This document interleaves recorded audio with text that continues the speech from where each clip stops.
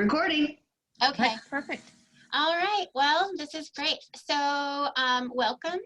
This is officially the TREIA Fayetteville presentation. However, this is going out to the whole TREIA statewide. So the more people that can jump on board, the better, and share your faces, your beautiful faces. So tonight we're going to be talking about rental property, creative additional income sources for, creative kind of outside of the box thinking. Absolutely. Ask questions as we go. If you're comfortable sharing them in the chat box, I think the moderator will share as they come up. And if you're comfortable unmuting yourself and jumping in, I would love that too. You're more than welcome and encouraged to do that. Okay. Mm-hmm. All right. So I chose this wonderful background image because I think pretty much everybody in the world knows about Monopoly, the game of Monopoly. And I feel like in real estate, that's kind of what we're doing, We're trying to amass as many single family homes, little green guys, and then the red ones, the multifamily we'll call them instead of hotels. And, sometimes you have to take a chance and, you're kind of, rolling the dice a little bit, and hopefully we have the best information possible so that when we do make a decision, we have the most, informed choices that we can make good decisions for good outcomes. So we can go to the next slide. All right, so we're going to talk about 7 specifically creative ways to earn more money from your rental properties. This might not be perfect for each one of yours or maybe some of yours, but it's just something to think about to get creative and think outside of the box. Okay, so the first one we have, and again, like I said, this isn't for everybody, but if you have a house and you are located near a venue where there might be an on-demand amenity like parking, I have seen this work really well near stadiums, near convention centers, things like that, where if the property location is really in high demand and there are annual or regular events and you're not going to have any damage done to your lawn or, cracked pipes that are underground or anything like that isn't an issue. You can actually, rent out some spaces and get some additional income during those time frames, whether it's, the Strawberry Festival or the Apple Peach Festival or the, who knows what, Bike Week. Well, I don't know. That one might be a bit of a stretch. Anyway, but you can kind of get creative with it. You can offer tenants a portion of the profits, depending on the relationship you have with the tenant. Reduced rent maybe during that time frame if they're helping out with that. The moral of the story is it's about not capitalizing on the occasional, but it's about creativity. Just think outside of the box. So that's the first one. Any questions? If you have them, please ask. All right, the second one of 7. A lot of times there are outbuildings or garages that are detached. Those are kind of the ideal situations for this type of an idea and offering. People need storage. I don't know why we do it, but we go to yard sales and we go to estate sales and we go to store sales and we go to Ollie's, which I just recently discovered and I have a new love for. I just got a bunch of gel pens from it. So much fun to write with. Anyway, people like to buy stuff, including myself, and they need storage to maintain. And especially if you're in a buy and hold market like we are in Fayetteville, where you have more than almost 55% plus that are kind of in and out with the military, where they're moving in and they're moving out. They tend to put things in storage, and there's not always storage at that particular house that they're at or the apartment community or whatever they're renting from. So if you have an extra building that's on your property, you can rent that out as additional monthly income for that purpose. My ideal situation, just a caution, I would say make sure that it's accessible without having to go through the house, of course. You don't want that happening. But if it's an outbuilding, if it's a detached garage and they can access it without disturbing the people who live there, because after all, with their lease, they are entitled to quiet enjoyment. They have the right to quiet enjoyment. So you have to make sure you're respecting both, Also, if you're talking about renting out to outside people, that type of rental does not come with the same regulations as a residential unit. So you can, it's a totally different animal when it comes to leasing a storage unit because it's not residential versus the rules that apply with a residential lease. So just like I said here at the bottom, an old couch doesn't have the same legal rights as a family of 4, right? So if the renters don't hold up their side of the contract, the turnovers are cheaper. You don't have to repaint. You don't have to put down new floors. You can just switch it over, you know, on a dime. So hopefully that gives you a little food for thought. Cheryl, how does somebody figure out if they do have, you know, an extra shed or a detached building, what an appropriate rent would be? And is it a separate, you actually do a rental contract because it's with it's with a different renter that's in the house, right? Yeah, so to answer your first part of the question is I would play with the numbers depending on the market and location. If it's a sought after and it's super convenient to, you know, whatever the case may be, to highway, to, you know, certain areas, then just like with rental numbers, when you're putting a house up for rental, we like to push the envelope to get as much as we can, not because we're being unfair to the people who are renting, but because the market, what's the market calling for? Just like when somebody sells a house, right? But when you sell the house, if you put it too high and it doesn't sell right away, it becomes stigmatized. But when you're doing a rental, whether it's a house or just a rental unit storage, you can play with those numbers. So I would suggest, you know, go a little bit high, and if you're not getting any hits, come down a little bit. And then just find out where that sweet spot is. And when you start getting a lot of hits, when it's at that range, you'll know it, you know. So that's my first, the first part of it. And what was the second part of your question? I'm sorry. Rate? If somebody was wanting to do this, how would they go about determining what that contract should look like? Oh, okay. Yeah, absolutely. So it's called a license agreement. So it's just like renting out an event space. So you're renting out a space that's kind of inside of a space. So where this is on the premises of, you know, a rental property, or, you know, maybe even the property that the owner, you know, that has the portfolio, maybe it's on their property. Whatever the case, it's actually just a very simple license agreement. It says they have the right to, you know, access it, and you can determine on that license agreement when they're allowed to access it after such and such a time in the morning, before such and such time at night, PM. You don't want them going in there at 2 o'clock in the morning. You know, how it's secured. You can determine all of those factors because it's just simply a storage unit. You know, as long as they have access to their property within a reasonable time frame, and that you maintain it, you know, that it's not got a leak in the roof, or, you know, those basic things. Does that help to answer your question?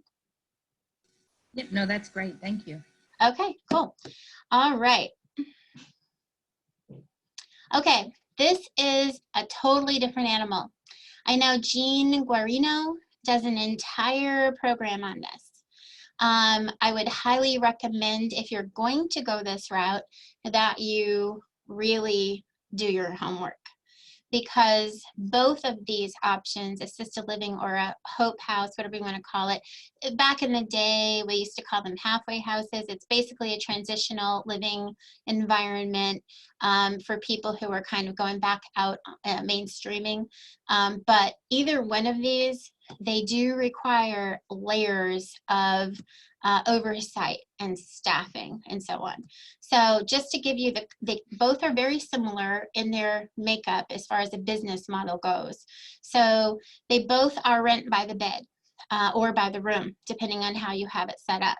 If you do have, we'll just say an elderly, you know, assisted living over 55 kind of situation, or even, you know, more aged residents, then you want to look at, you know, the safety parameters that are required. Can you put handbars? Can you, you know, put certain things in place to make sure that they have call devices and all of these things?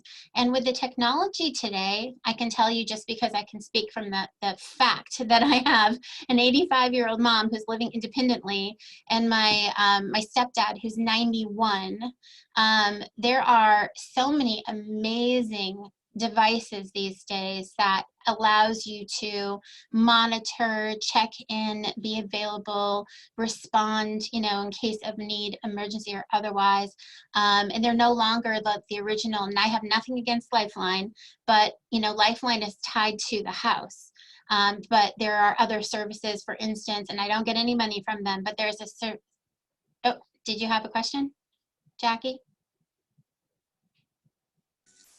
No? Okay, I can't hear you. Sorry, it was my hound dog. Oh, oh. Okay.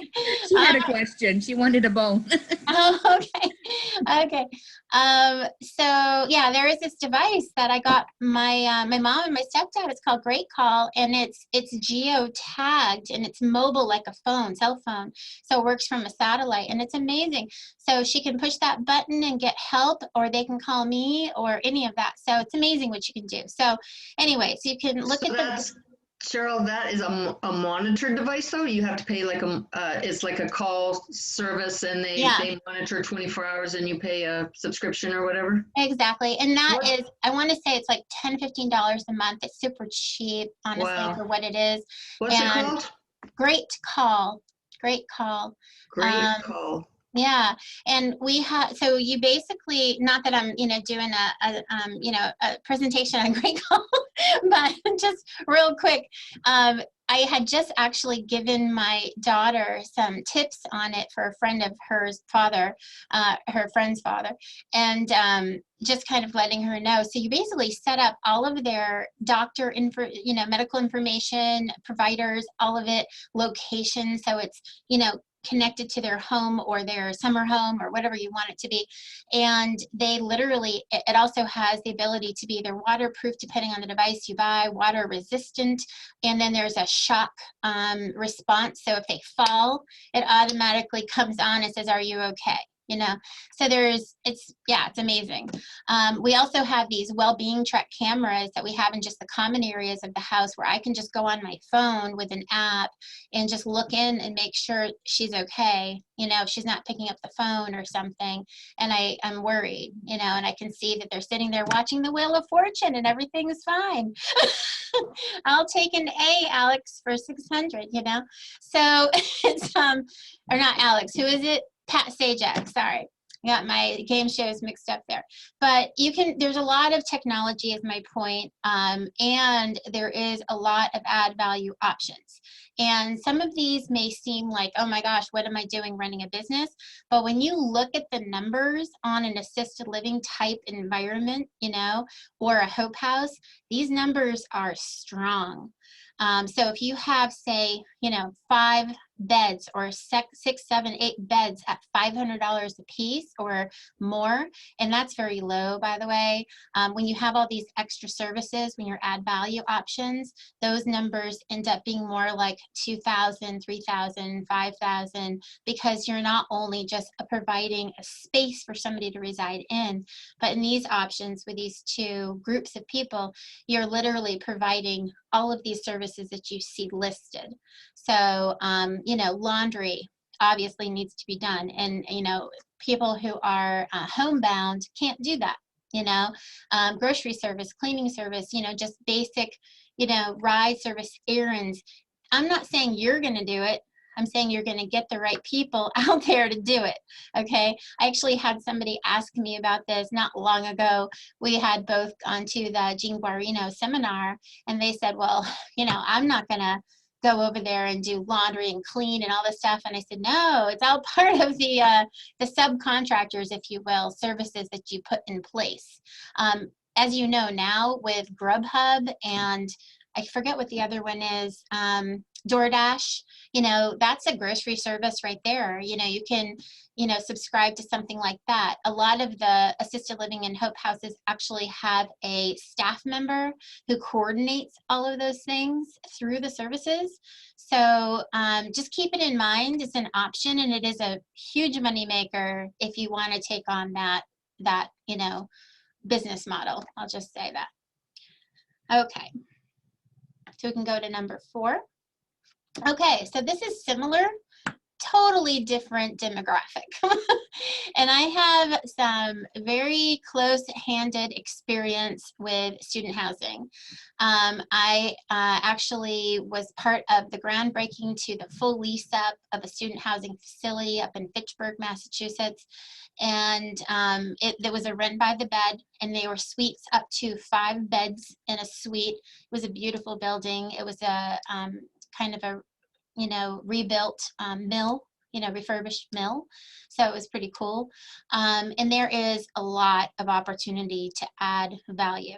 So you can do this in a 4-bedroom house, a 3-bedroom house. If you have a 3-bedroom and there's a large master and you have a couple people that are okay sharing, sometimes, relatives come in, and we actually manage a home right now where there's 3 bedrooms, and there are 3 different roommates, 2 of which are cousins and one's a family friend. So at FSU, so they all pay the rent, they all have their own room and so on, and they kind of came in as a group. So in that way, you can also market it as room for rent versus a house for rent. So depending on how you want to manage that, but these are add-on services, and I can tell you the same list of services are there, and you would, think that this group of people, need these services, but you would be shocked. I'll just give you a couple of examples. Not that any of these services pertain to necessarily the examples that I'm going to give you, but just to give you kind of the first time out of the house mentality, a little peek into the world. I had a nameless, she'll remain nameless person. I wouldn't even tell you if it was a girl or a boy or whatever, but a new college student renting a place, FSU student, and they called me and they wanted to know where their electrical panel was so that they could plug in their USB cord to get Wi-Fi. Yeah, so yeah. So my answer was, excuse me, what? And so I had to walk them back a little bit and say, okay, so the electrical panel is for power / electricity. That's, powering your lights and so all of that. It said, but Wi-Fi or internet or your, all that would be through your cable and internet provider. So for instance, in this area, we have Spectrum. So you would have to call Spectrum. And they said, in all seriousness, they said, but there are cable, wires that are coming out of the floor. So isn't it already here? And I said, well, the wires are there, but not the service hasn't been turned on. Obviously, when we told you to hook up your power, your water, those utilities are the basics. But if you want something more than that, cable and internet, whatever, TV, you need to call and have that provider set up an account for you. So every time I drive home, I go by this billboard on a church kind of billboard, and it said adulting, like adult with an ING, adulting classes. And I forget which, I think it's like Wednesday nights or something. And it just amazes me that there are so many young people that are coming up, becoming adults, going off to school, and they haven't been taught the absolute basics and life skills. I think it comes down to life skills. And I remember teaching my kids how to cook, how to do laundry, how to, fill up a gas tank and use a gas pump, how to write out a check, things like that, so they could function as adults. And, I'm sure I missed things too, but I am definitely seeing that this student housing business model from a real estate perspective, they do need a thicker resident handbook, say, how to use certain features of the house. So yeah, it's interesting. So you have laundry as an option. If you want to have a laundry service, go out to them, grocery cleaning. For instance, I actually had one of the roommates or one of the houses that the FSU students were residing in, they had lost their ability to use their kitchen temporarily with a hot water tank that had burst and flooded. And so now, being in this circumstance, and I guess when I was, raised and brought up, I was taught to be very resourceful, you know. So if I had a room in a house that I rented, off campus housing is what I did. I wasn't in the dorm. And I would get a hot plate and I would have a microwave and I would have whatever I could to make it so that I didn't have to go spend money eating out, you know, ramen pride, mac and cheese, and whatever it was, you know, 5 for $1, you know, that type of stuff back then. I'm really dating myself. But, you know, you thought outside of the box. So what happened is this group of people, students, they came to me and they said, we're spending hundreds and hundreds of dollars on restaurant food.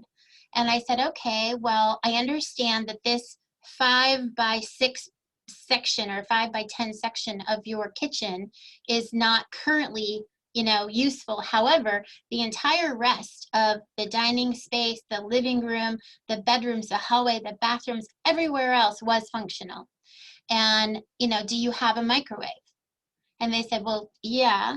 I said, okay, so is that an option for you to utilize? Do you have a crock pot, maybe a toaster oven, you know, things like that. But I do find it's not just this age group that falls into that mentality, into that, oh my gosh, what am I going to do? When we have an oven that breaks, you know, any of the properties that we manage as a property management company, and somebody says, my oven is broken. I literally had this exact conversation about a week ago with somebody. They said, my oven is broken. We sent somebody out there. They found that it was one of the elements inside of the actual oven. So just to be clear, they still have 4 working burners on top of their stove. They still have a microwave. They had a toaster oven. They had a crock pot, instant pot, whatever. And not everything has to be baked in an oven that you eat, right? There's all kinds of things you don't have to bake. But this person told me that because one of those elements was broken in her oven, that she could not function. Like she could not feed her children, period, you know? And she was submitting to me a lot of restaurant receipts. And my answer was, do you have renter's insurance? And that has been my response question for probably over 25 years. Because if they have renter's insurance, and they for some reason lose the use of an appliance, or they lose the food goes bad because the refrigerator breaks, as much as the refrigerator repair and replacement is on the landlord and the owner, or whatever the case, if it's the same, the contents that spoil can be replaced or reimbursed by the renter's insurance policy. And those policies are not expensive, especially if you bundle them, you know. So basically, the moral of the story is that, you know, people tend to kind of become very tunnel, you know, focused, laser focused on the thing they don't have, and then sort of like, you know, let that become what controls the situation. So if you kind of talk them through it, and they start to see like, oh, you know, you go from I need to use my oven to, oh, I can use the top of my stove, the heating elements. Oh, I can use a microwave. I can use, you know, and you can have sandwiches. You can have fruit and vegetables, things that don't need to be cooked. You know, I'm not trying to say this is the life, you know, long-term situation. The stove or the oven gets fixed or replaced or whatever within days, sometimes hours. But until, you know, they have a good working situation back, you know, that's something that you can, you know, consider and remind them, you know. So, and it puts it on them, not just, you know, I can't do this and you have to pay, you know. So when you are doing student housing or any situation like that, you want to think about things, defensible resources and points that you can share with them without being, you're not saying no, you're just giving them other options, you know, to help them get through. Okay, so Wi-Fi access, that's a big one in student housing, by the way. Most of the time, they do not like to set up their own accounts in their own names. So if you can set up a amenity utility like Wi-Fi access or cable TV, it's not necessary to the habitability of the household, then you can charge each person, you know, on their account for $20 or $30, you know, or whatever you think is the amount that it should be based on what you're charged, with maybe a little 30% profit or something, you know.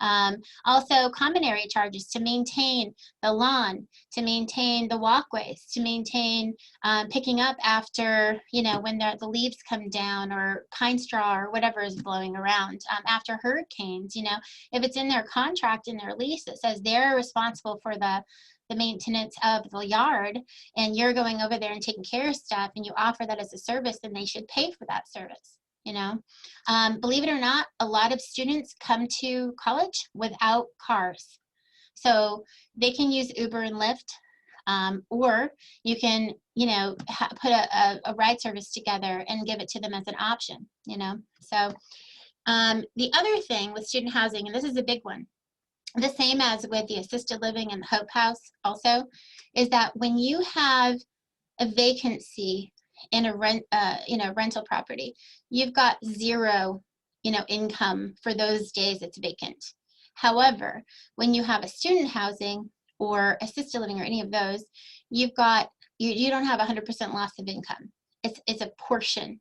So if you've got 3 people and 1 person moves out, you're still getting 2/3 of the rent until you can find that 3rd person again to replace them.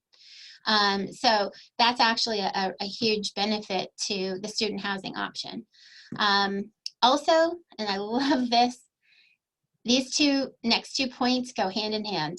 There's less delinquency because the parents co-sign. So one of the requirements that we had in the student housing facility that I was directly involved with was the criteria that had to be met was parents had to co-sign. So, you know, if you know, a girl or a boy was moving in, a young woman, sorry, was moving in, and they submitted the application on their own, we would ask for a co-signer. And this way it ties to somebody who probably has pretty good credit and they don't want it to be dragged through the mud. So they're going to make sure that rent gets paid.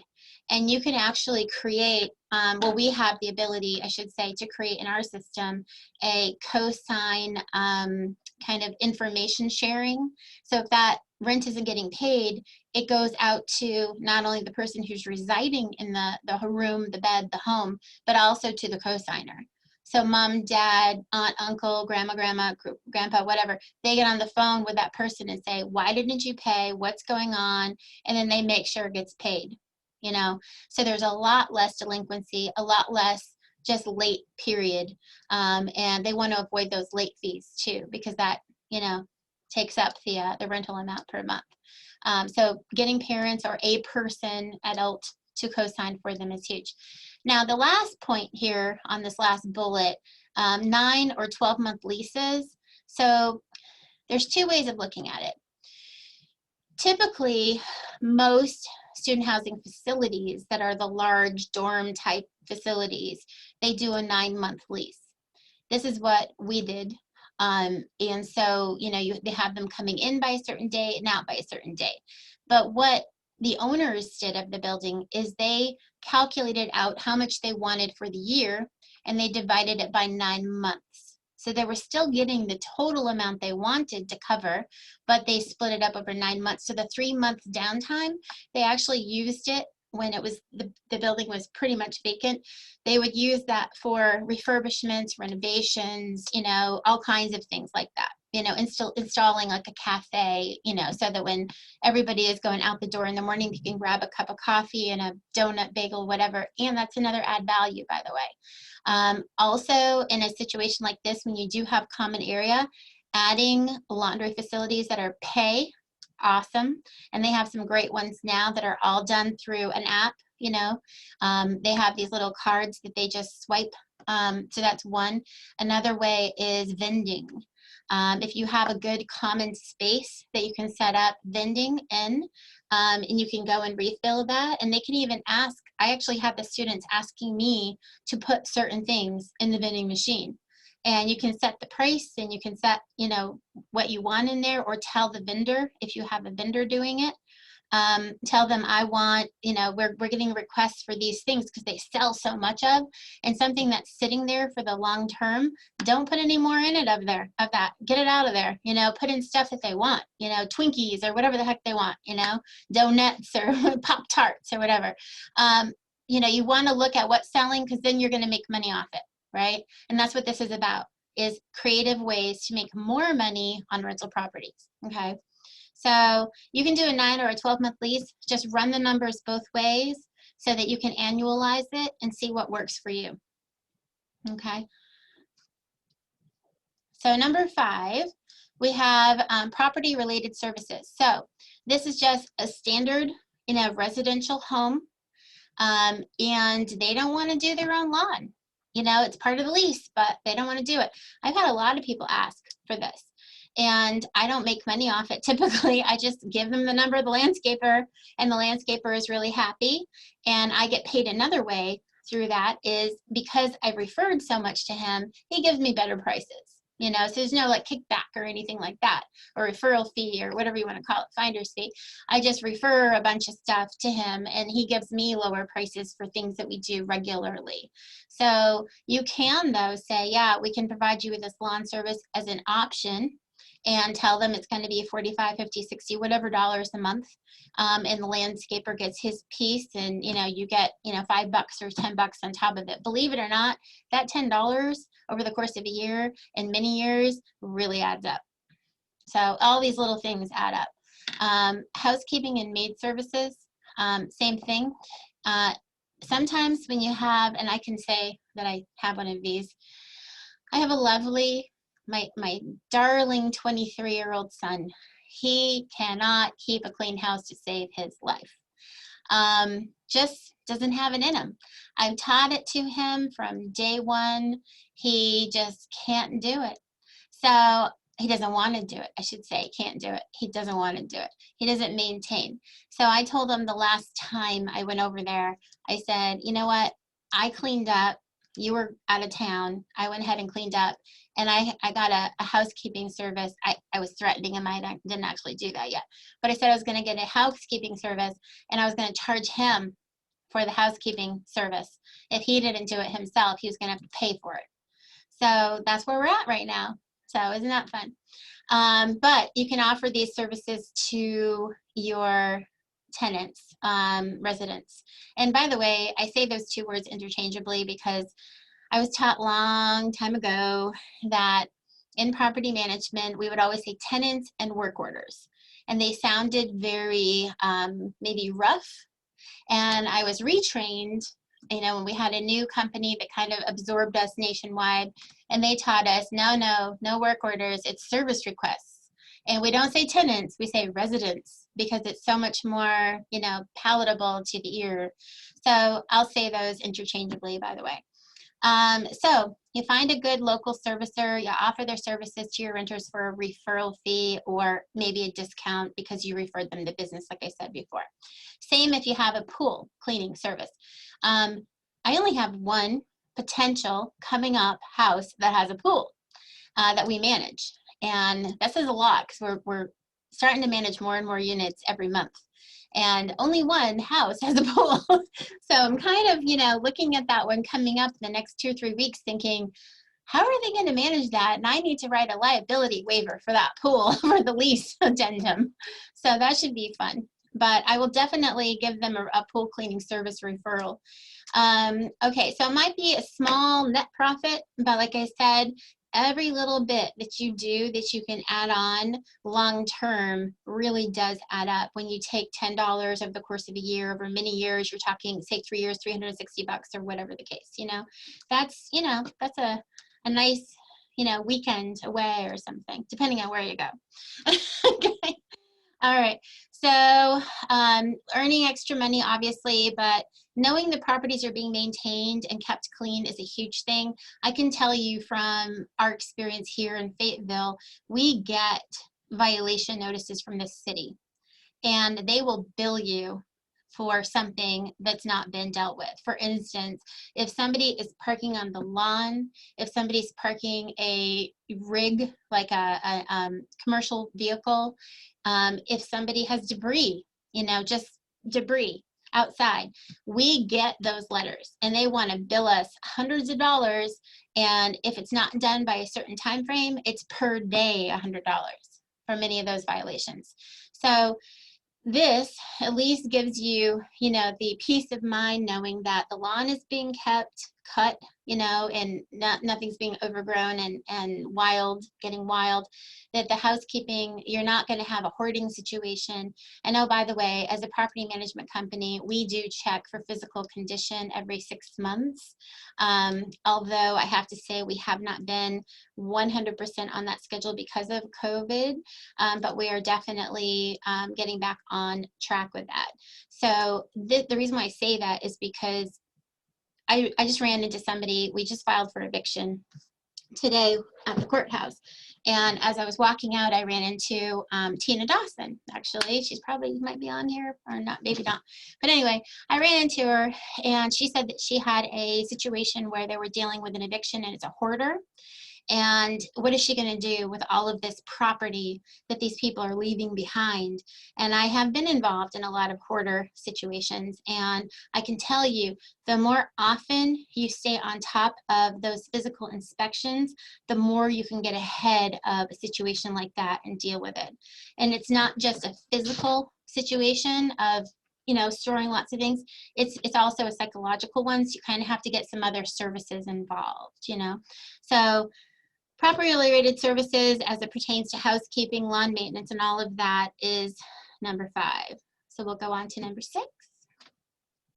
All right, so we're going to go above and beyond by adding convenient services. What about things like babysitting? Care.com, by the way, is great. Dog walking services, Rover, dry cleaning services, errand and concierge services. If you have a high-end renter, or if you have somebody that's, you know, maybe on the front end of that spectrum and a lower rental rate, they may not have the ability to get to the store, you know, so an errand or concierge service might even come in handy for them if you make it, you know, maybe through some kind of a participation program through rideshare or something like that. So you got to think about everybody, right? So if you're willing to kind of hook up with some local partners and some companies, we actually had hired a resident service coordinator, which we got through grant money.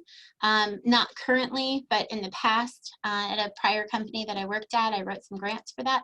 And the resident service coordinator actually did, you know, coordinated all of these things through these wonderful community-based programs.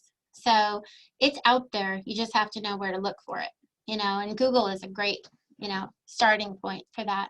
So they don't even have to be businesses. They can be people. You know, somebody with a website that does this or that, work it out with them and figure out how to get these services to the people so that you can help to maintain. And believe it or not, if these people, you know, that you have a relationship with, this hardworking individual that's doing this, they're going to tell you things you're going to want to know. Not because they're breaching confidentiality, but because, you know, there's something to be concerned about. No different than if we have a maintenance person that's going in to make a repair and they come back and say, hey, there's something that maybe not be going on, you know, good that's going on inside of this house you need to be aware of, for the you know, the safety of whoever is there, you know, whether it's relating to a pet, you know, situation or kids or whatever the case, just making sure everybody's safe, you know. Cheryl, Yes. question from Ron Rice, if you'd like to take that. Yes, please. How do you get in front of a hoarding situation? Can you put language in the lease regarding excessive items in the house? So there already is language in a North Carolina residential lease to cover that. So really, it says basically that they have to maintain a sanitary condition, you know, that's habitable and maintain decent, you know, housekeeping baseline, you know. But that language actually gives you the ability to, you know, call them on it if you go in and you do your inspection. Now, just because it says in the lease that you're going in every 6 months or you have the right to, doesn't mean that you can't go in more often if you find a problem. So if you go in there, say, on the first check, and they've been in there for 6 months, and you see a huge problem developing, that's where you want to jump in. Don't sit on it. You know, right away, give them a letter about housekeeping, tell them you're going to be back in 2 weeks, give them accountable timelines, you know, to accomplish, you know, call for services in the area that can help them out with therapy, because believe it or not, this is more than just collecting stuff that you put into a storage unit like we were talking about earlier. This is, they're trying to fill some kind of void that they have, and they just can't let go. And the things that they're collecting don't usually make a lot of sense to, you know, the rest of us, so to speak. You know, they're collecting. I was in a hoarder house that had, it was really something. It's really hard to describe, but basically this person had 2 or 3 different sort of battles that they were dealing with mentally. And this person would go to the local convenience store and they would buy the same thing every day. And they would, it was like an orange juice carton, a box of donuts, and a newspaper, we'll say, something like that.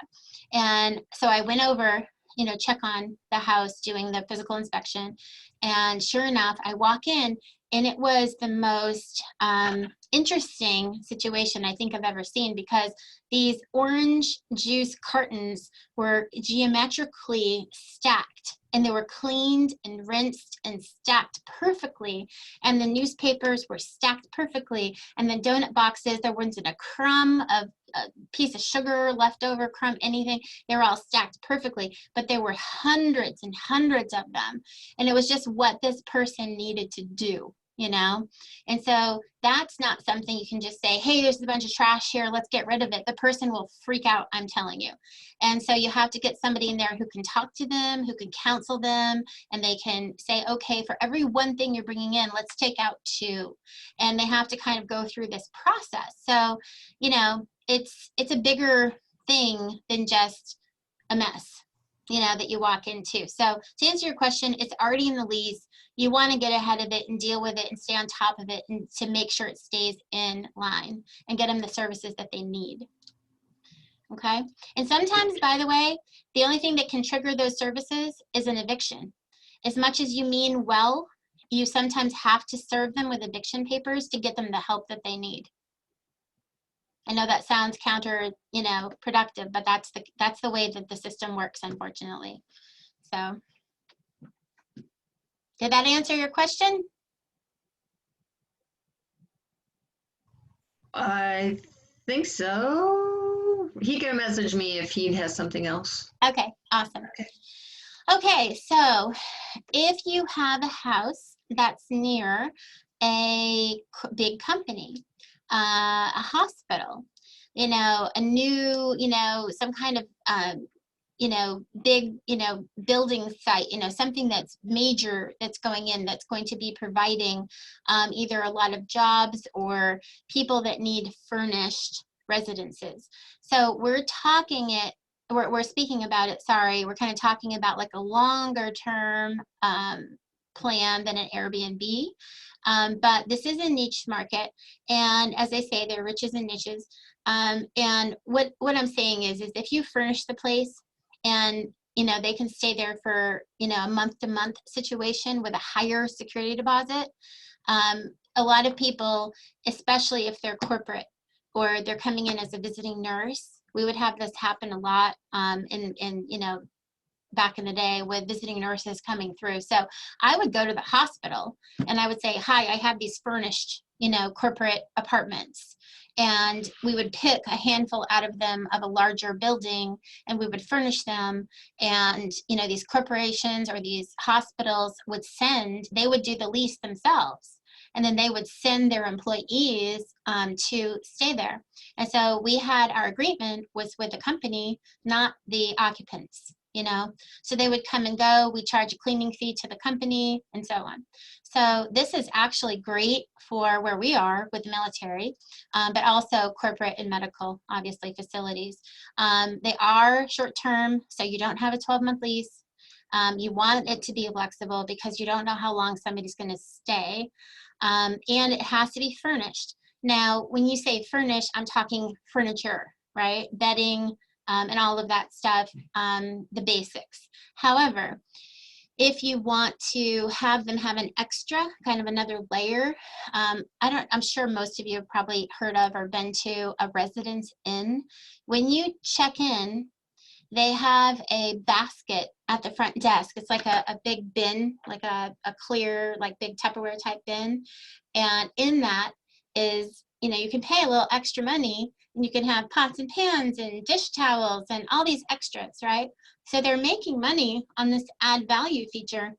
So they want to make sure that, you know, they can get all the money, squeeze all the money that they can out of that room stay. So basically, you know, you're charging them extra for the corporate, you know, unit because it's furnished. So instead of getting, I don't know, if you would normally get $1,200, maybe you're charging 16 or 18 or 21. And on top of that, if you want extras like kitchen, you know, products and things like that, or extra towels or extra whatever, you can even, you know, at this point, you could even have some meal services be attached to something like that, honestly. And all of the other things we have listed for the add values before, like the laundry and, you know, all of those things. A lot of times when people are in this corporate or medical or situation, they don't come in with vehicles, so they're going to need maybe some assistance with those things. So you can really make some money on these furnished units. So, if they have a downside, is that the renters stay for shorter tenancies, but, you know, they will, you know, pay for the cleaning charges in and out. So you're not having to, you know, spend a lot of time dealing with it. You're just calling up the service and having them take care of it. So, okay, number 8. We don't have a number 8. So the only limit is your creativity. That's number 8. So if you have a building with, this is some other ideas, with a blank wall, or if you have lots with visibility, if you're allowed to by the city or town, you can put up a little billboard on that. You can say, you know, call this number for this, or whatever the service is that you want to advertise on. Also, alongside a highway in particular, that is a big deal, you know, putting stuff up there. So the ideas are obviously endless. We already talked about coin-operated laundry in a multifamily or student housing building. You can also do coin-operated games, like pool tables for the Hope House and things like that. This is a really big one. You know, ping pong table, video games, pinball machines, and then also bring in services like yoga, cardio, kickboxing, Zumba, especially now with COVID, those things are huge. And partnering with a personal trainer, you know, so the message here is just be creative, think outside the box, think it through, make sure it makes sense. And you don't have any liability, and whatever you do have, that you're covered. Insurance. All right. Okay. Good deal. So there's one more thing. So credit. I know that when people are applying, we deal with screening reports constantly. And one of the things that actually helps with, and actually my sister, who is a vice president for a large company, property management also, kind of runs in the family, I guess, in a way.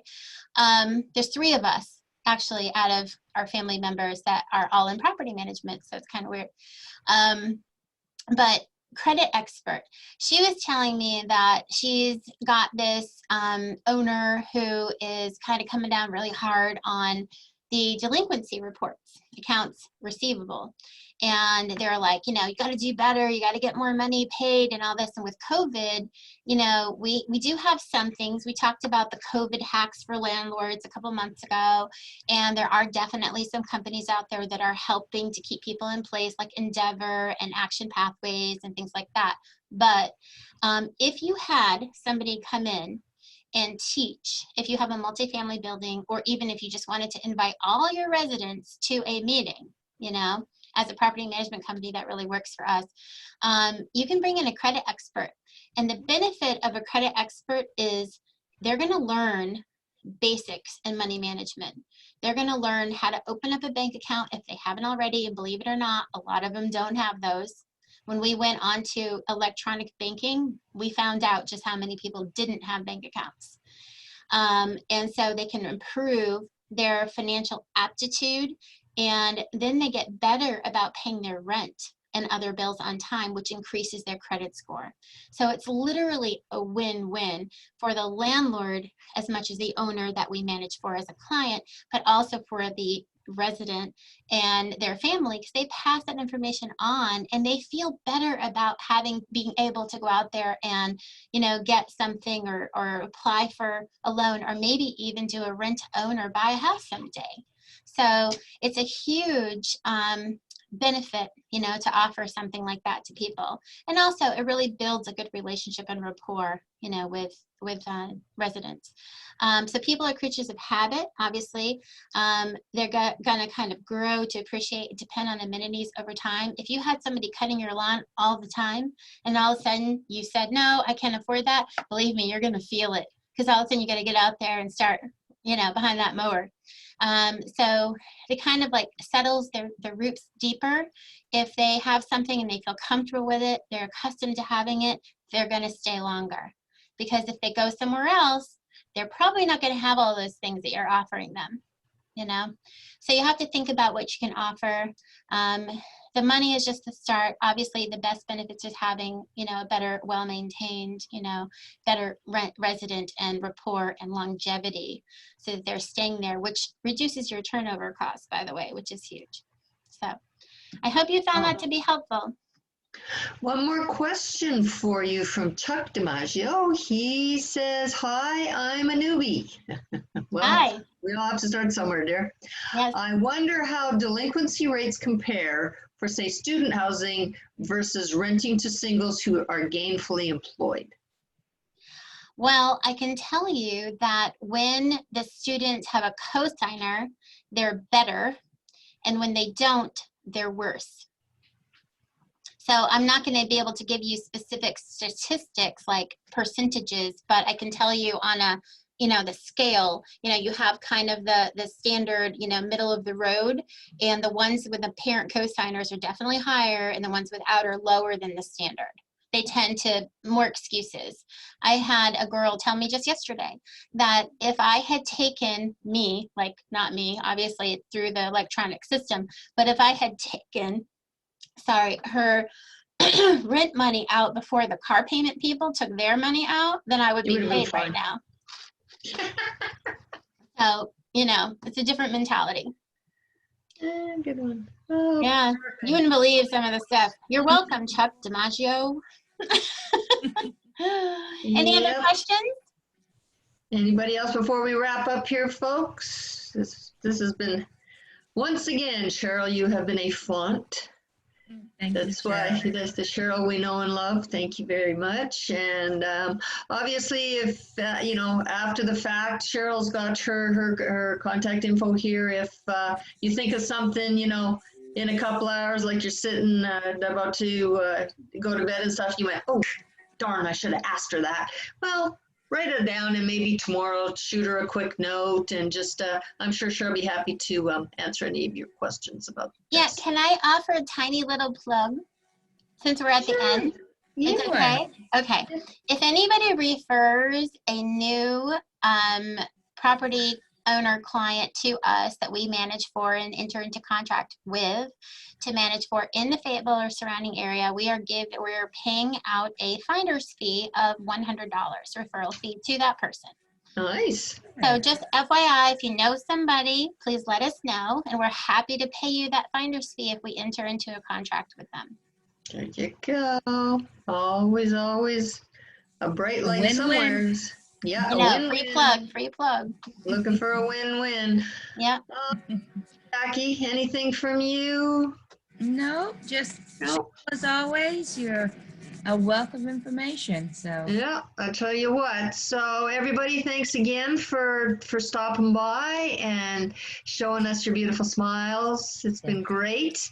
And we'll see you on May. Don't forget Tuesday, main meeting. Be there or be. Can I say something? One more thing? Yes. Can I just quickly? So the main meeting, right?